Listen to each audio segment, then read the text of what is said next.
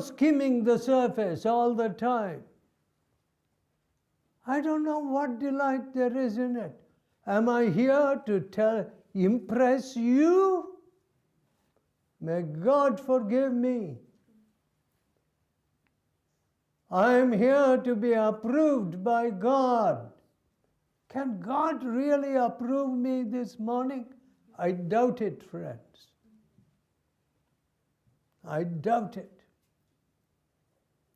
I am not the best that I can be for Jesus.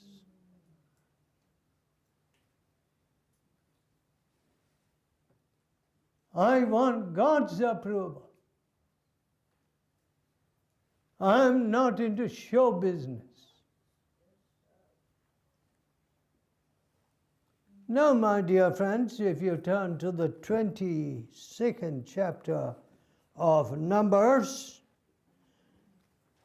you will see a wonderful donkey there.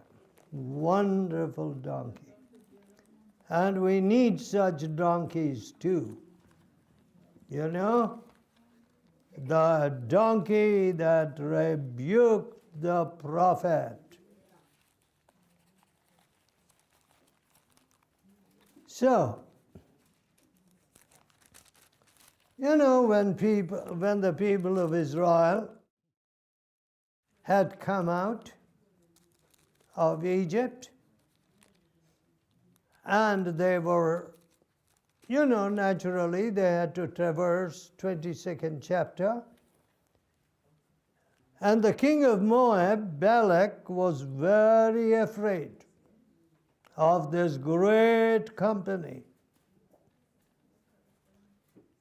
And who was Moab? Just the cousins, just the close relatives. But they had departed from the right ways of the Lord, the children of Lot. This was a different history altogether. When you run after the flesh, you produce the children of Lot.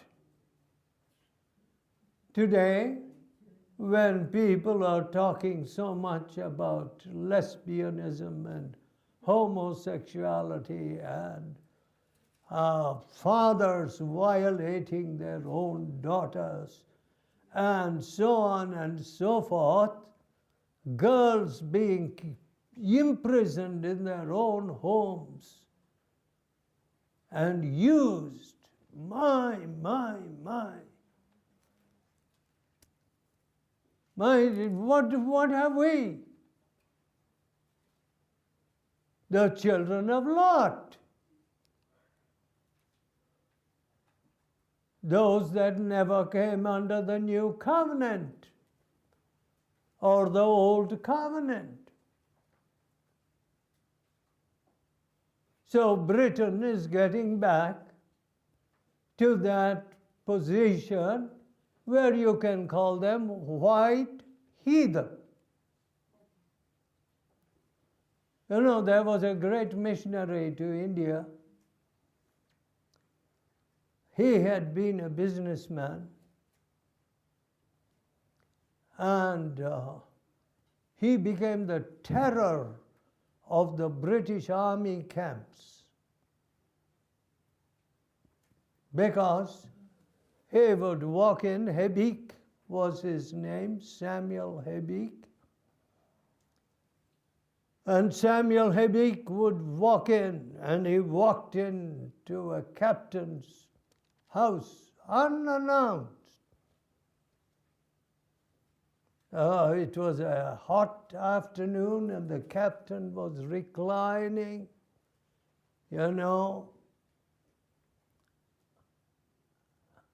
and he heard footsteps.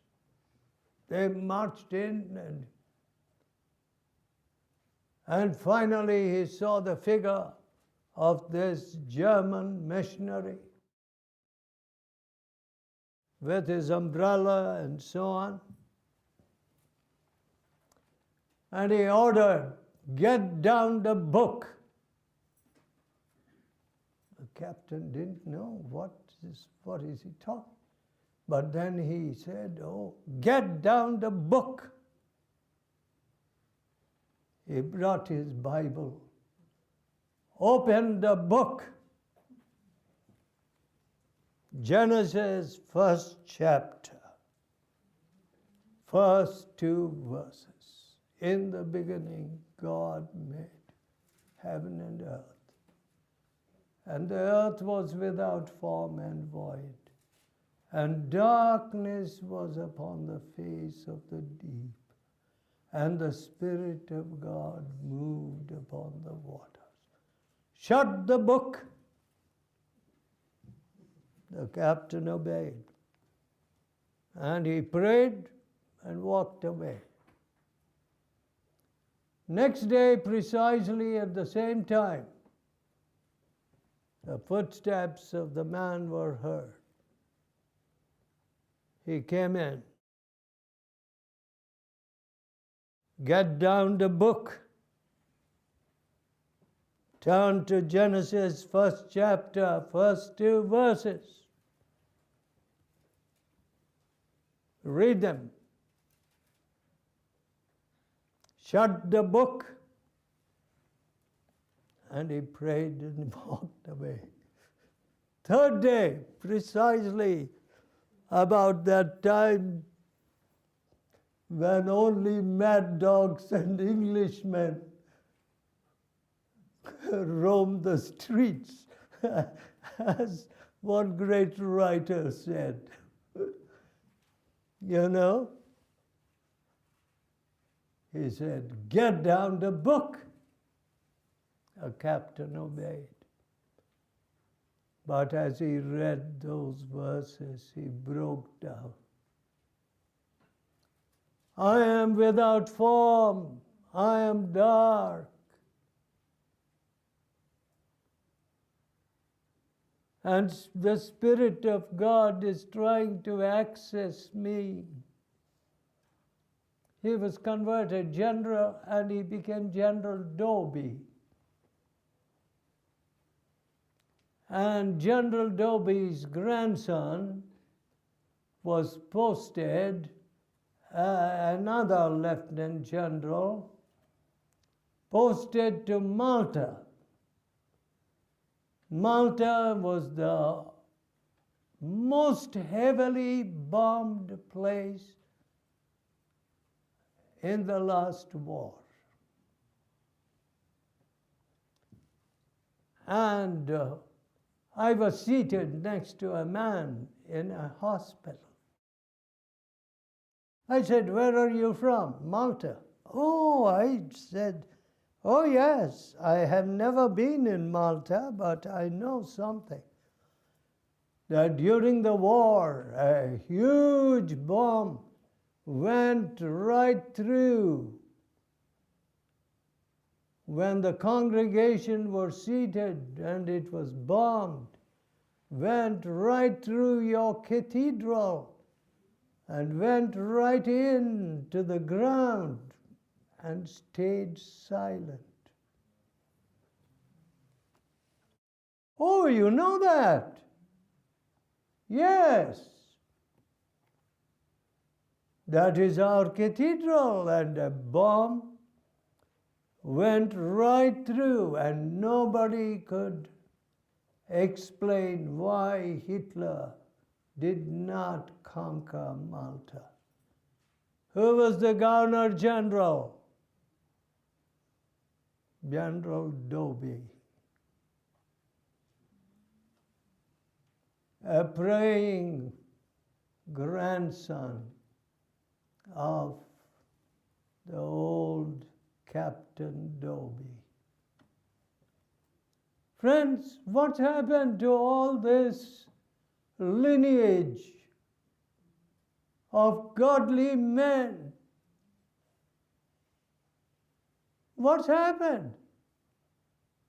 We have changed the scenario. London is a different place. Liars, cheats, robbers. Drug runners. They have the run of the whole place.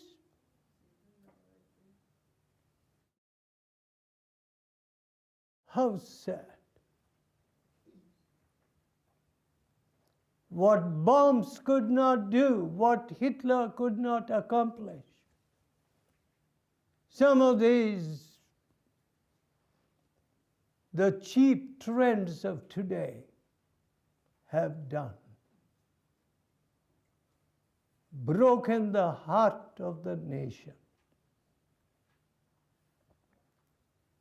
The backbone of some honesty that there was. And we have all been silent spectators and willing participators in this awful crime.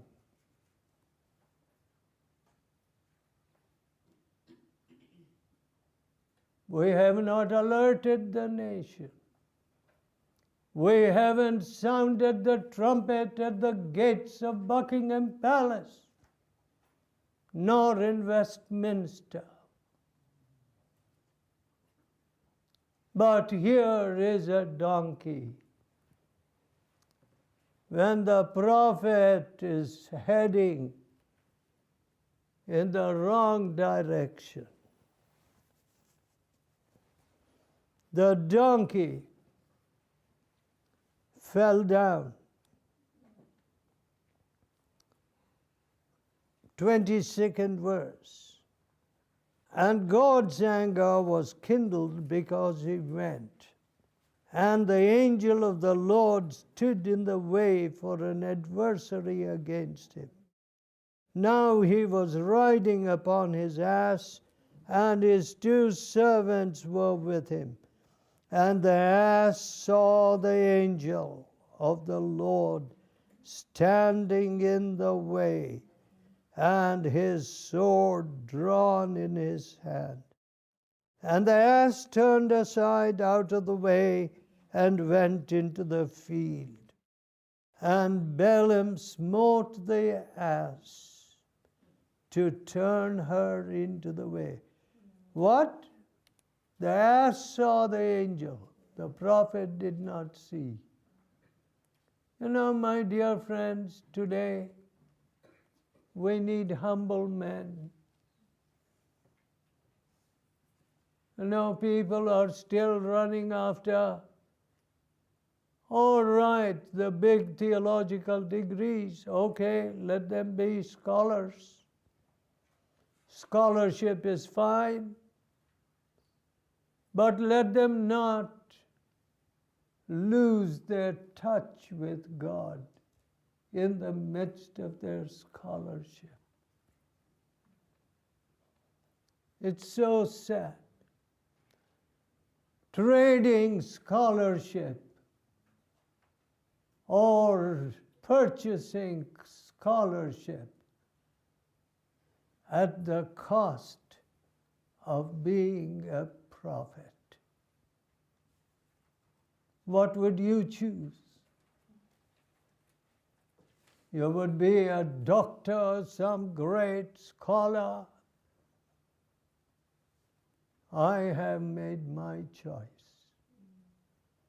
I would rather be a donkey for Jesus.